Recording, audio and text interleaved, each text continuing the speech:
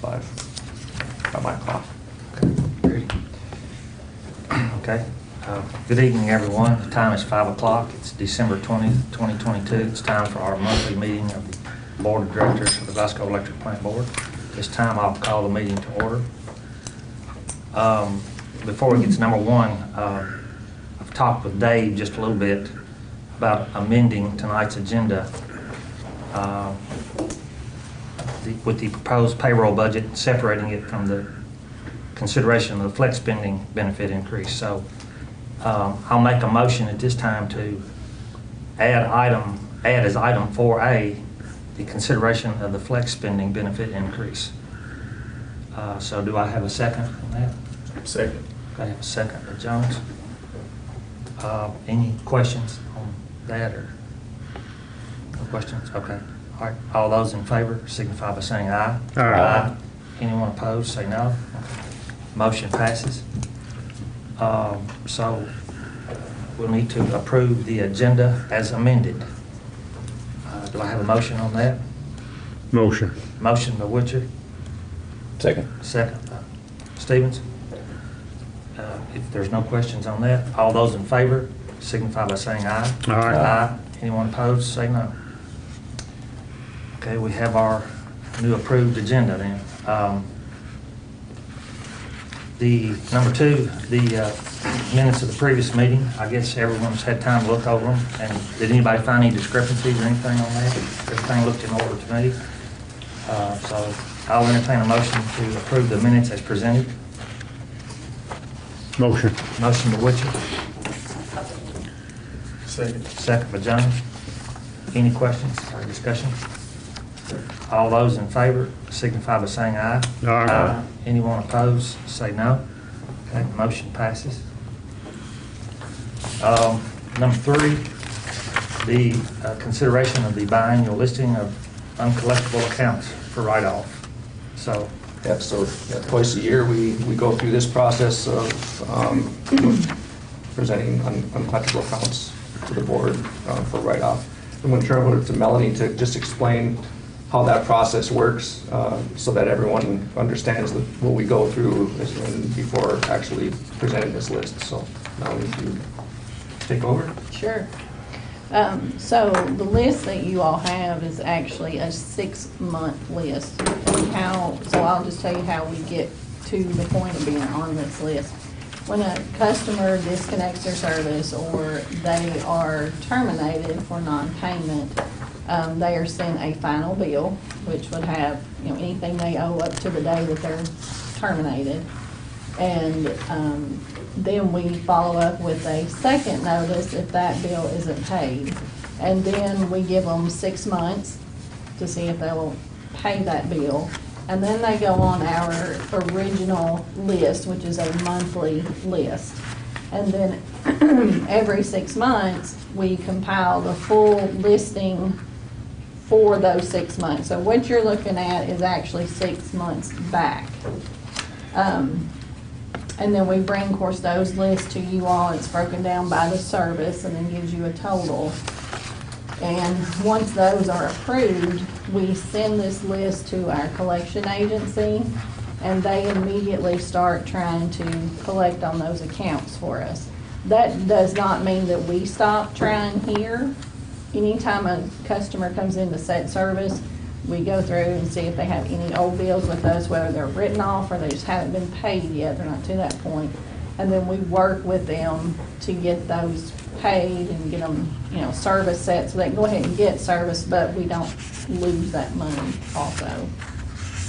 So this is just that 6-month list again of customers that haven't paid those bills. So do we budget for both of those annually? We do. Do we kind of put that into, okay. Yeah, that's included in the budget. Yeah. And actually, this list is much smaller than it was. Well, last time I looked, it was right at 40,000, and before that, it's been 50,000. So this list is very small. Yes. You guys seeing some benefits of reaching out to people, like you're seeing that work? Is that okay? Yeah, we are. And of course, during COVID, everything was really high because we had that period of forbearance where we couldn't do any disconnects. Okay. And they didn't have to pay and they would leave. And now it's getting back to it's better. And then a lot of the agencies have more funds now that they can give customers some benefits and vouchers. So that's helped quite a bit too. Are most of these just people that moved out and just didn't pay their Either bill? Or? one, yeah, it could be that they just disconnected their service, and sometimes customers will misunderstand, and if they come and disconnect their service and pay their bill, they think they're paying their final bill, and they don't understand that we're, a month behind on billing. So we'll send them their bill, and they may have moved. Well, they don't have their mail forwarded, so they don't get that bill. So sometimes that happens. So usually they will call, as soon as it shows up on the collection agency and, hey, I want to pay this bill. So even though this list is 30,000, we're going to have several that will pay as soon as it gets to that collection agency. And some of it's equipment that hasn't been turned in. Some of it, is equipment. And these also have gone down, because we do have so many customers now that go on prepay. So that reduces tremendously the amount of write-off, because now they have to stay current or they get disconnected. And we are charging more for the equipment now, as far as deposits, so those, you should see those going down as well.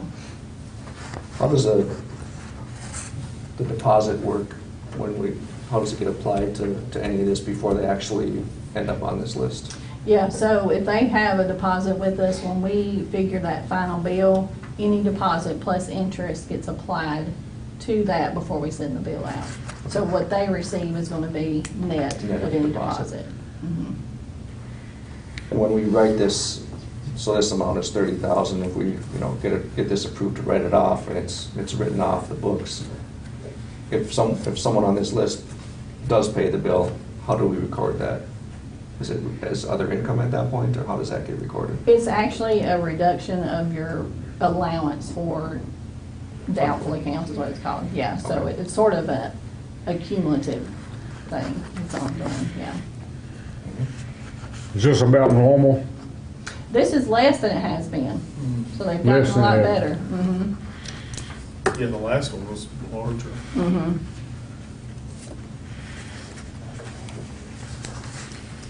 Okay, so what basically is being presented is writing off $30,288.85 for uncollectible accounts. Mm-hmm. Like I said, just to be sure, I understand what's being said, and I know we've done this before, but as we write this off, it goes to collections at that point. So it's not Correct. like we're just completely writing this off hoping, Right. we're still pursuing. It's Yes. just, Correct. yeah. Yes. Okay. Yep. Yeah, and if they collect it for us, then, of course, they'll pay us. They do take a commission out. Yeah. But at the same time, we can collect it as well. Okay. Yeah, Yep. And when we collect it, we don't pay the, we do. We still have to pay that Pay the commission commission. because we've Okay, already because we've sent the sent it to them. list. Okay. Mhm. makes sense. Is, any other questions for Melanie on this? Okay, at this time, then I'll entertain a motion to approve the list of biannual write-offs as presented. So moved. Okay, have a motion by Stevens, Second. a second by Witcher. Any other discussion? All right, if not, all those in favor signify by saying aye. Aye. Anyone opposed, say no. Motion passes. Number 4, we'll look at the proposed payroll budget for calendar year 2023. Yeah, so this is the first part of, we broke this agenda item into two. The first part of it is the payroll budget for calendar year 2023. And the requested proposed budget for 2023 is $3,199,163. And then we have 7 long-time EPB employees that are retiring in 2023. And we've already started the process of backfilling those positions. And so we're going to have overlap in probably 4 positions in 2023. And so this 3,199,163 is roughly 9.2% higher than the 2022 budget. And so there's two things included in there. There's the overlap I just talked about, and then we're using like a base cost of living increase of 4% for the pay scale that we use. And our journeyman linemen are sort of the baseline that we set the rest of the salaries off of. That journeyman wage would see a 4% increase with this proposal. Now, interestingly enough, as we looked forward to 2024, once those 7 people retire and we have those positions filled as we're planning, the 2024 budget is going to look a lot closer to what this 2022 was than this increase we're asking for here. So anyway, that's the proposal is 3,199,163 for the 2023 payroll budget. And Dave, that's because, I mean, it makes sense, that's because you have 2 employees. Yep. You're doing that training, and once they are officially retired, then they will go off the books, and that salary will go back to the 1. Correct. Gotcha. Yeah, and even for the last, we've already started that process, so if you walk around the office, there'll be a couple places where there's 2 people sitting side by side working on, and that's the person retiring and the new person that we just hired. Oh, yeah, that's a great idea. Yeah. And yeah, the way that it's worked over time is those that are retiring give substantial notice. So, we have 3 or 4 months to get someone on board and learn. So, yeah, it really it does create a situation where we have a bigger payroll budget in this case, but long term it's good for the EPB. That 4% cost of living, that is locked in the salary though. It can't be taken away if the cost of living went down. Is that what you? Right, it would be in their wage for this year. And, Yeah. Yep. Of course, it's not likely to go down, but. Yeah. Quick question on that 4%. Say if someone is capped out, topped out, will they still receive the 4% over the course of the year, or will that be a lump sum? How does that? The way we use that, when we say 4%, it's for that journeyman lineman wage. That's sort of the starting Okay. point. And they're all of our journeyman linemen are at the same wage, so will get the 4% increase. Okay. Now the rest of the employees we have a matrix that has 8 grades, 8 different grades, and so we sort of index it off of that 4%. Some people through the course of the year might get less than 4% for some reason, or more than 4% if they're getting a merit plus a cost of living increase as they get experience and things like that. Okay. So this, in the budget, as presented, the 3,199,000 includes our estimation of how those raises will be Merits will given work out throughout the year. Yeah. Mhm. So that's the whole thing. Any other questions? Okay, I'll read it to get specifically on the proposal then. It'll be for approval of a payroll budget for calendar year 2023 of $3,199,163. So do I have a motion for approval of that? Make that motion. Okay, I have a motion by Witcher. Second. Have a second by Jones. Any other questions you can think of or discussion? All right, if not, all those in favor signify by saying aye. Aye. Anyone opposed, say no. Okay, motion passes. 4A now, which will be considered the flex spending benefit increase. So you want to talk about that a little bit?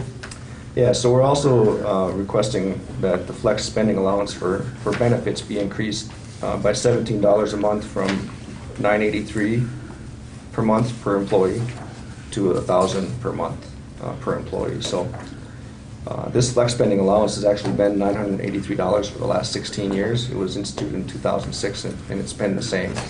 At that point, it covered the large portion of a family plan, and now it doesn't. Family plans are up in the $1,400 a month, so it's it's gotten behind. But right now, what we're looking at is just making a small adjustment to start getting it in the conversation, and we'll talk in the future about other adjustments. But for now, just adjusting it $17 a month,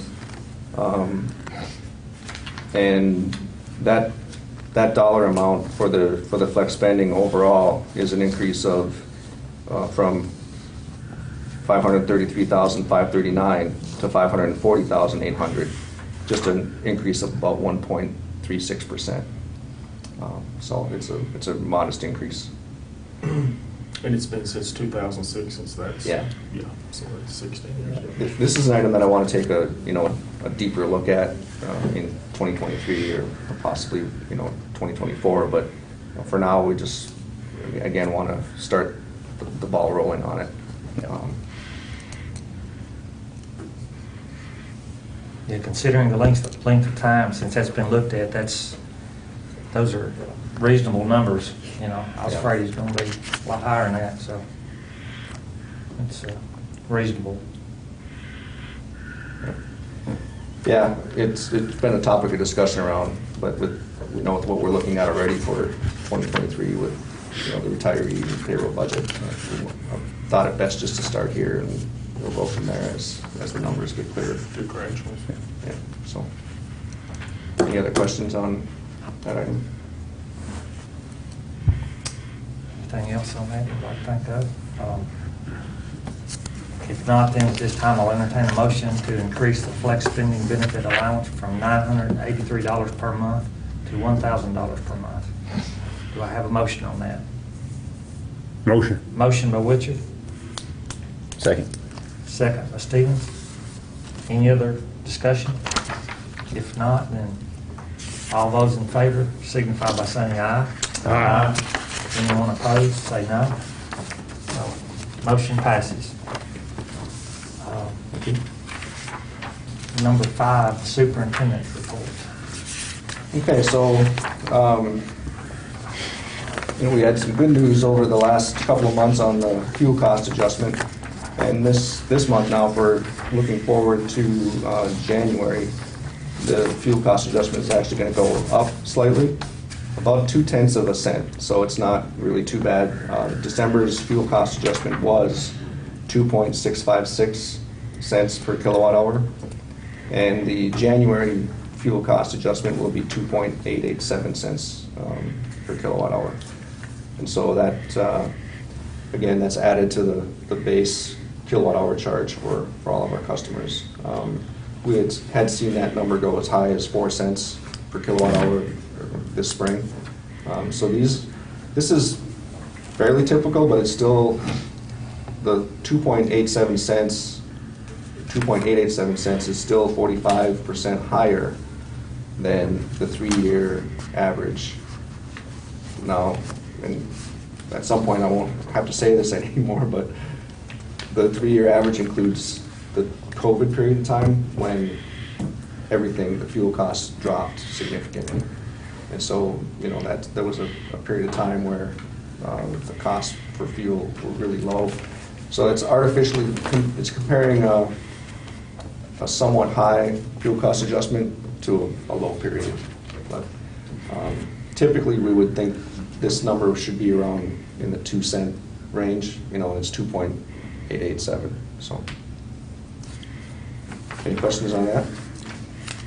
Now, just the forecast, as I look at the forecast that we get, it's probably going to be a little higher in February than the 2.887, but very slightly, maybe 1/10 is what they're forecasting, and then it's going to start to drop. So the numbers are going to start to look back to historical levels, I think, if everything keeps going as is by summertime.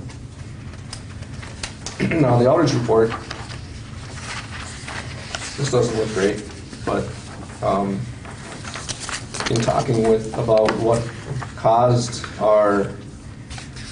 we had 15 unknown outages, which were really animals, but we didn't confirm it. We had a situation on Cross Street by the fire hall where we think that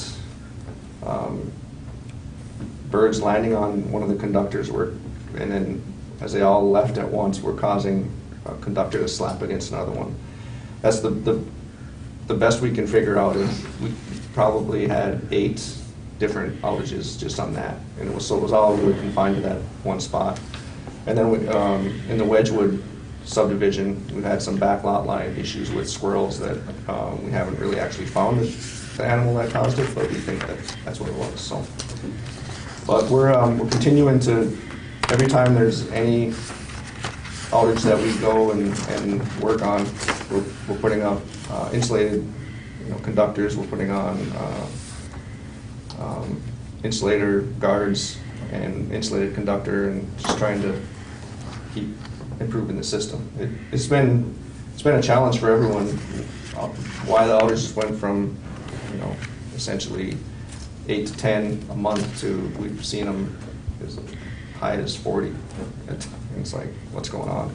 But in this case, they really were confined to one area. And then we had a strange instance with a large customer had switchgear fail on their side, and it caused a blink, like 8 different blinks on our side. But it wasn't really our issue; it was a customer issue. So that's it. It's been a challenge on the outages. Are we seeing any issues with the local buzzard population? Does that affect us at all? The local Buzzards? Like, are we seeing those large birds affect any of the power outages or anything like that? We did have a bird outage. It was a couple months ago, and that when they're big like that, they can contact 2 conductors at once, and yeah, it definitely. I just know it's saying bird, and then some of them goes into blackbird and different things, but I didn't know if we were seeing any issues with those. The one that I'm thinking of was, well, I guess I didn't see this one, but I saw a hawk of some sort that. Okay. Yeah. I just know there's a tremendous amount of them in Glasgow right now, and I didn't know if we were seeing any of that causing any of these failures or outages. Yeah. And then just a quick update on the fiber to the home project. So we're working with our engineering firm to get the RFP documentation together, and that's basically near completion. We've got the design and make ready work is expected this week, and the bill of materials is expected this week. So then what we'll do is we'll put together, essentially that's their version of the RFP. We'll do our internal massaging of it and get it sent out to the contractors that are going to bid on starting the work. So it's moving along pretty well. What we'll do, starting with the January meeting, is we'll have it as a regular agenda item and update the board every meeting on the progress that we're making. Right now, there's not a whole lot to report. So, but at that point, we should have started either have started construction, or possibly at that next board meeting, it'll be awarding the bid. We'll see how that plays out. So, I think that's all I have. Okay. Any questions on anything else? Okay. Well, we'll move on to number 6, the new or old business. Yeah, and I really don't have anything on that other than, again, when in January we'll start giving monthly updates on the fiber project. So. And so you're estimating there possibly in January construction could begin if bids go out, return soon. Yeah.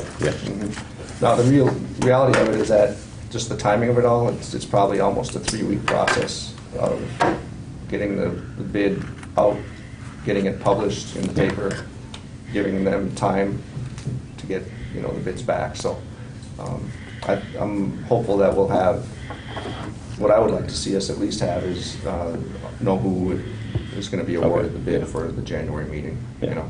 Once they are on site and doing construction, it's going to go fast. So. Yeah. Have you had many calls on the utility tax? Yes. Yeah, and there's a lot of confusion there. Yes, a lot of confusion. Now, the thing I will say, for our customers is that we have, when they're a residential customer with a single account with us, they really don't have to do anything at this point. They're not going to be taxed. Now, if they have a house with us and they have a house on another utility that, say down at Barren River Lake, which I'm sure there's some that do, they're gonna have to report one of them as taxable and one as not. But in our system right now, we're not gonna change anything until we know for sure that they're gonna have to designate one as taxable. So all of our residential accounts will just remain as is, whether they're renting or not. Now, if you have if we have a landlord that has the accounts in their name, it's a commercial account already, and that's already taxed. So that doesn't change either. So, as you're out there in the community and customers are worried about it or talking about it, we're not gonna all of a sudden be putting tax on their bills. Nothing really changes. When someone comes in to set new service with us, part of the paperwork will be, are you declaring this residential service as your domicile? And then we'll have that paperwork there. And I suppose at some point in the future, the state will figure out and have to say, we want everyone to fill out a form, but right now, we're not doing that. It's pretty much business as usual. Customers aren't going to see the sales tax on their residential bill. And there's really there's just no reason to do it that way. We have documentation from the state, we have emails from the state that the way we're doing it is fine. We see things on social media of what other utilities are doing, and I'm not sure where they're getting their information, but we have made good direct contact with people in the Treasury office, and we think we have the methodology correct. So, Are you getting lots of questions out there on it? Yes. Yeah, I would just tell them it's business as usual. Nothing's going to change. So. I usually make McDonald's and Hardee's, and that's where I get all my questions. Yeah, well, yeah, that's where everything gets business gets done, is around McDonald's. So. Well, that day I called you, that they were Yeah. talking to me, and I said, well, I'll just call the man right now. Yeah. Okay, that's all I got. Okay. Anything else? All right, we'll move on. The last one is adjourning the meeting. I'll entertain a motion to adjourn. Motion. Motion by Witcher. Second. Second by Jones. All those in favor signify by saying aye. Aye. Anyone opposed, say no. Okay, meeting's adjourned. Motion passed. All right. Thanks, everybody. Sounds good.